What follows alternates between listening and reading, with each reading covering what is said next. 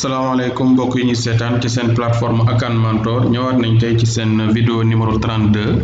tey nañu fas yéene leen jàngal nan ngay def ba insérer ay objet ci biir texte kon ngir ñu jàngal leen loolu dañuy def comme ni ñu doon def rek daal di ibbi benn document Word donc ñooy gis ni ci document bi am naa ay paragraphe xaar mën nañu dolli paragraphe bi sax ma copier paragraphe bi fexe mu voilà donc am naa fii ci misaal benn paragraphe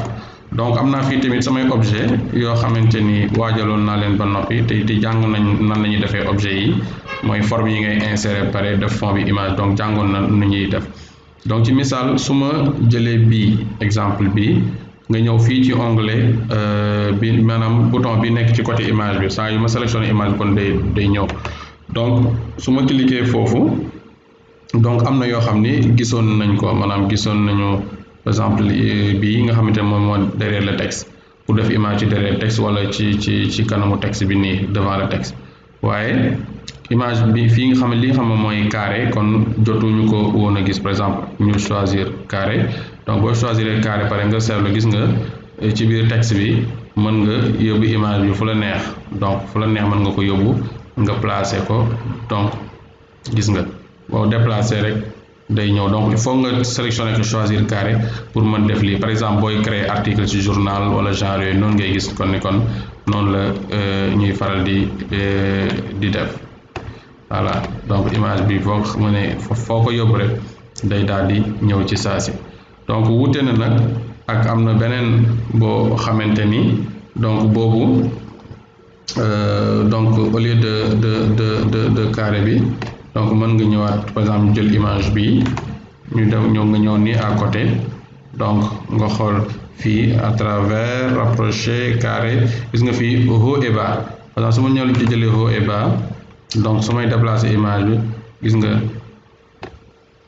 jëlu ko en compte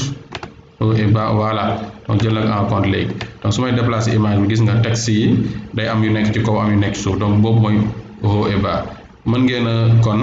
gën a xoolaat onglet bi saa yoo sélectionné côté biir rek gis nga am na yeneen yu ci nekk donc gis nañ devant le texte derrière le texte